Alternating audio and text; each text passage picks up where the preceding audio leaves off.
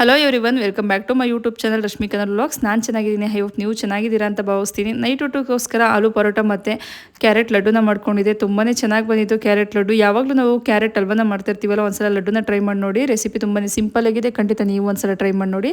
ಒಂದು 3 ಆಲೂಗೆಡ್ಡೆನ ಒಂದು 2 ವಿಸಿಲ್ ಕೂಗಿಸಿ ತೆಗೆಸಿ ಎತ್ತಿಟ್ಕೊತಾ ಇದ್ದೀನಿ. 1 ಕಪ್ ಆಗುವಷ್ಟು ಗೋಧಿ ಹಿಟ್ಟು, ಒಂದು ಅರ್ಧ ಕಪ್ ಆಗುವಷ್ಟು ನಾನಿಲ್ಲಿ ಮೈದಾ ಹಿಟ್ಟನ್ನ ಸೇರಿಸ್ಕೊತಾ ಇದ್ದೀನಿ. ಬೈಂಡಿಂಗ್ ಪರ್ಪಸ್ ಚೆನ್ನಾಗಿ ಬರುತ್ತೆ ಅನ್ನೋದಕ್ಕೋಸ್ಕರ ಅಷ್ಟೇ. ನಿಮಗೆ ಮೈದಾ ಹಿಟ್ಟು ಇಷ್ಟ ಇಲ್ಲ ಅಂದರೆ ಮೈದಾ ಹಿಟ್ಟನ್ನು ಸ್ಕಿಪ್ ಮಾಡ್ಕೊಳ್ಳಿ. ರುಚಿಗೆ ತಕ್ಕಷ್ಟು ಉಪ್ಪನ್ನು ಸೇರಿಸಿ ಚೆನ್ನಾಗಿ ಮಿಕ್ಸ್ ಮಾಡ್ಕೊಳ್ಳೋಣ. ಯಾವಾಗಲೂ ಪರೋಟ ಮಾಡಬೇಕಾದ್ರೆ ಸ್ವಲ್ಪ ಹಿಟ್ಟನ್ನ ಗಟ್ಟಿಯಾಗಿ ಕಲಿಸ್ಕೊಂಡ್ರೆ ಚೆನ್ನಾಗಿರುತ್ತೆ. ತುಂಬಾ ಸಾಫ್ಟಾಗಿ ನಾವು ಕಲಿಸ್ಕೊಂಡ್ರೆ ಅಷ್ಟು ಚೆನ್ನಾಗಿ ಬರಲ್ಲ. ಸ್ವಲ್ಪ ನೀರನ್ನು ಸೇರಿಸ್ಕೊಂಡು ನಾವು ಇಲ್ಲಿ ಚಪಾತಿ ಹಿಟ್ಟನ್ನ ಅದಕ್ಕೆ ಚೆನ್ನಾಗಿ ಕಲಿಸ್ಕೊತಾ ಇದ್ದೀನಿ. ಇದ್ರ ಜೊತೆಗೆ ಒಂದು ಅರ್ಧ ಕಪ್ ಆಗೋಷ್ಟು ಹಾಲನ್ನ ಸೇರಿಸ್ಕೊಂಡ್ರು ತುಂಬಾ ಚೆನ್ನಾಗಿ ಬರುತ್ತೆ ಮತ್ತು ಅಷ್ಟೇ ಸಾಫ್ಟಾಗಿ ಸಹ ಇರುತ್ತೆ. ನಿಮಗೆ ಹಾಲು ಇಷ್ಟ ಇಲ್ಲ ಅಂದರೆ ಕಂಪ್ಲೀಟಾಗಿ ನೀರಿನಲ್ಲಿ ಸಹ ಚೆನ್ನಾಗಿ ಕಲಿಸ್ಕೊಬೋದು. ಈಗ ಆಲ್ರೆಡಿ ನಾನು ಇದನ್ನೆಲ್ಲನೂ ಚೆನ್ನಾಗಿ ಮಿಕ್ಸ್ ಮಾಡಿಕೊಂಡು ಕಲಸಿ ಎತ್ತಿಟ್ಕೊತಾ ಇದ್ದೀನಿ. ಮೇಲೆ ಸ್ವಲ್ಪ ಎಣ್ಣೆನ ಸವರ್ಕೊಂಡು ಒಂದು ಪ್ಲೇಟ್ನ ಮುಚ್ಚಿ ಪಕ್ಕಕ್ಕೆ ಎತ್ತಿಟ್ಕೊಳ್ಳೋಣ.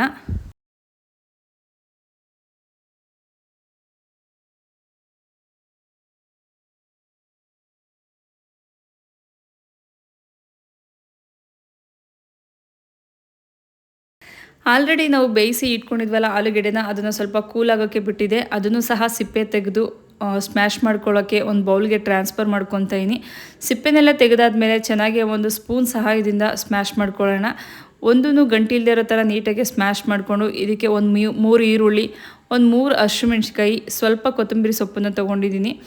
ಇದ್ರ ಜೊತೆಗೆ ನೀವು ಹಸಿ ಬಟಾಣಿ ಅಥವಾ ಕ್ಯಾರೆಟ್ನೂ ಸಹ ಸೇರಿಸ್ಕೊಬೋದು. ನಾನಿಲ್ಲಿ ಕ್ಯಾರೆಟ್ನ ಮತ್ತು ಹಸಿ ಬಟಾಣಿನ ಸ್ಕಿಪ್ ಮಾಡಿದ್ದೀನಿ. ನಿಮ್ಮ ಮನೇಲಿ ಇದ್ದರೆ ಸೇರಿಸ್ಕೊಳ್ಳಿ. ಈರುಳ್ಳಿನ ಸಣ್ಣದಾಗೆ ಹಚ್ಕೊತಾ ಇದ್ದೀನಿ. ಈರುಳ್ಳಿ, ಹಸಿಮೆಣ್ಸಿಕಾಯಿ, ಕೊತ್ತಂಬರಿ ಸೊಪ್ಪು ಇದನ್ನೆಲ್ಲನೂ ಸಣ್ಣದಾಗಿ ಹಚ್ಚಿ ಇದಕ್ಕೆ ಮಿಕ್ಸ್ ಮಾಡ್ಕೊಳ್ಳೋಣ.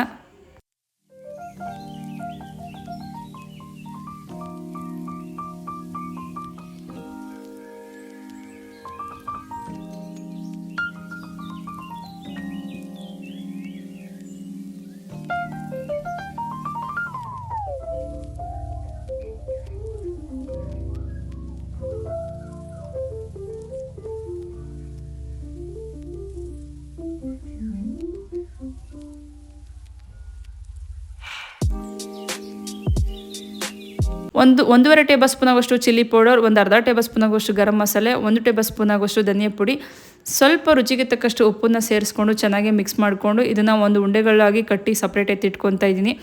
ಒಂದೇ ಸಲ ಕಟ್ಟಿ ಎತ್ತಿಟ್ಕೊಂಡ್ರೆ ನಮಗೆ ಚಪಾತಿನ ಲಟ್ಟಿಸ್ಬೇಕಾದ್ರೆ ಇಲ್ಲ ಪರೋಟನ ಲಟ್ಟಿಸ್ಬೇಕಾದ್ರೆ ನಮಗೆ ಈಸಿಯಾಗಿ ಆಗುತ್ತೆ ಅಂತ. ಇಲ್ಲಾಂದರೆ ಚಪಾತಿ ಜೊತೆನೇ ಅದ್ರ ಮಸಾಲೆ ಸಹ ನಮಗೆ ಮಿಕ್ಸ್ ಆಗ್ತಾ ಇರುತ್ತೆ.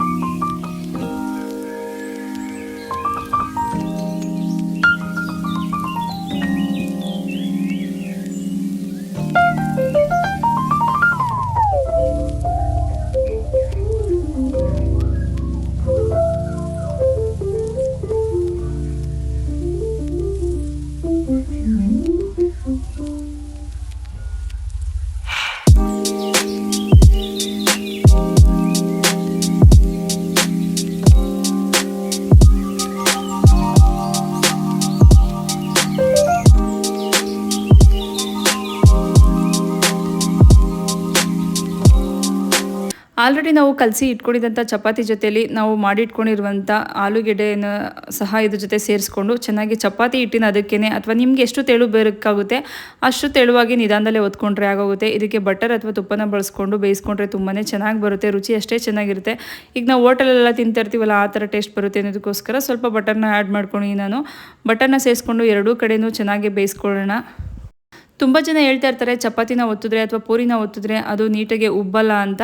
ಚಪಾತಿ ಅಥವಾ ಪೂರಿನ ಕಲಿಸ್ಕೊಬೇಕಾದ್ರೆ ಒಂದು ಸ್ವಲ್ಪ ಹಾಲು ಮತ್ತು ಸಕ್ಕರೆನ ಸೇರಿಸ್ಕೊಂಡು ಕಲಿಸ್ಕೊಳ್ಳೋದ್ರಿಂದ ನೀಟಾಗಿ ಪೂರಿ ಆಗಿರ್ಬೋದು, ಚಪಾತಿ ಆಗಿರ್ಬೋದು ನೀಟಾಗಿ ಚೆನ್ನಾಗಿ ಉಬ್ಬಿ ಬರುತ್ತೆ. ನಾನಿಲ್ಲಿ ಎಲ್ಲ ಪರೋಟನೂ ಒಂದೇ ಸಲ ಲಟ್ಸಿ ಇಟ್ಕೊಂಡು ಆಮೇಲೆ ಬೇಯಿಸ್ಕೊತಾ ಇದ್ದೀನಿ. ಕಂಪ್ಲೀಟಾಗಿ ಒಂದೇ ಸಲ ಬೇಯಿಸಿ ಸಪ್ರೇಟ್ ಎತ್ತಿಟ್ಕೊಂಡ್ಬಿಟ್ರೆ ಜೊತೆಲಿ ಊಟಕ್ಕೆ ಕೂತ್ಕೊಬಹುದು ಅಂತ ಅಷ್ಟೇ. ಪರೋಟ ಜೊತೆ ಮೊಸರು ತುಂಬಾ ಒಳ್ಳೆ ಕಾಂಬಿನೇಷನು, ತುಂಬಾ ಚೆನ್ನಾಗಿರುತ್ತೆ. ನಮ್ಮನೇಲಿ ಪರೋಟ ಜೊತೆ ಮೊಸರನ್ನ ಅಷ್ಟು ಇಷ್ಟಪಟ್ಟು ತಿನ್ನಲ್ಲ.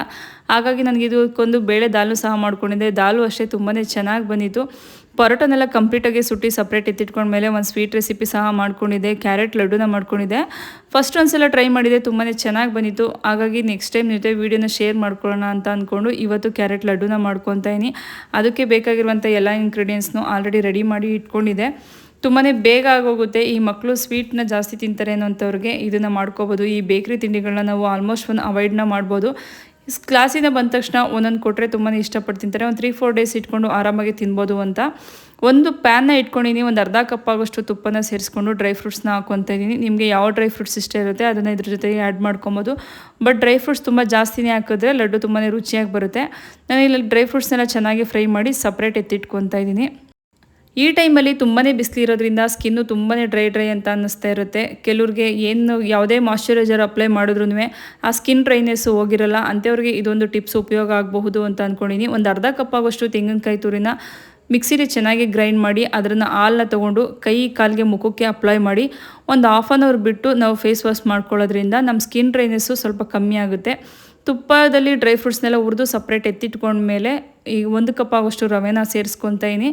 ನಾವು ಕೇಸರಿ ಬಾತ್ಗೆ ರವೆನ ಫ್ರೈ ಮಾಡ್ತೀವಲ್ಲ ಅಷ್ಟೊಂದು ಫ್ರೈ ಮಾಡೋದು ಬೇಡ. ಒಂದು 20% ರವೆನ ಫ್ರೈ ಮಾಡಿಕೊಂಡ್ರೆ ಸಾಕಾಗುತ್ತೆ. ಈ ತುಪ್ಪ ಸಪ್ರೇಟು ಬಿಡ್ತಿದೆ ಅನ್ನುವಂಥ ಟೈಮ್ನಲ್ಲಿ ನಾನು ರವೆ ಜೊತೆ ಕ್ಯಾರೆಟ್ನ ಸೇರಿಸ್ಕೊತೀನಿ. ಒಂದು 2-3 ನಿಮಿಷಗಳ ಕಾಲ ಒಂದು 20% ಡ್ರೈ ಆಗೋವರೆಗೂ ಲೋ ಫ್ಲೇಮ್ನಲ್ಲಿ ಇಟ್ಕೊಂಡು ಚೆನ್ನಾಗಿ ಫ್ರೈ ಮಾಡ್ಕೊಳ್ಳೋಣ. ಈಗ ಆಲ್ಮೋಸ್ಟ್ ಇದು ತುಪ್ಪ ಚೆನ್ನಾಗಿ ಸಪ್ರೇಟು ಡಿವೈಡ್ ಆಗ್ತಿದೆ. ಇದಕ್ಕೆ ಆಲ್ರೆಡಿ ತುರಿದು ಇಟ್ಕೊಂಡಿರುವಂಥ ಕ್ಯಾರೆಟ್ನ ಸೇರಿಸ್ಕೊತಾ ಇದ್ದೀನಿ. ತುಂಬಾ ರುಚಿಯಾಗಿ ಬರುತ್ತೆ. ಇದ್ರ ಜೊತೆಗೆ ನೀವು ಶುಗರ್ನಾದರೂ ಆ್ಯಡ್ ಮಾಡ್ಕೊಬೋದು, ಇಲ್ಲ ಬೆಲ್ಲನೂ ಸಹ ಆ್ಯಡ್ ಮಾಡ್ಕೊಬೋದು. ಕೆಲವ್ರಿಗೆ ಶುಗರ್ ಇಷ್ಟ ಇಲ್ಲ ಅನ್ನುವಂಥವ್ರು ಬೆಲ್ಲನೂ ಸಹ ಆ್ಯಡ್ ಮಾಡ್ಕೊಂಡ್ರೆ ಈ ಸ್ವೀಟ್ ತುಂಬಾ ಚೆನ್ನಾಗಿ ಬರುತ್ತೆ. ಒಬ್ಬರು ಕಮೆಂಟ್ನಲ್ಲಿ ಕೇಳ್ತಾಯಿದ್ರಿ, ನೀವು ತುಂಬ ಸ್ವೀಟ್ ರೆಸಿಪೀಸ್ನ ಮಾಡ್ತಿರಲ್ಲ ಯಾಕೆ ಅಂತ. ನನಗೆ ಗೊತ್ತಿಲ್ಲ, ನನಗೆ ಡೈಲಿ ಊಟ ಆದಮೇಲೆ ಕಂಪಲ್ಸರಿ ಒಂದು ಸ್ವೀಟ್ ಇರಲೇಬೇಕು.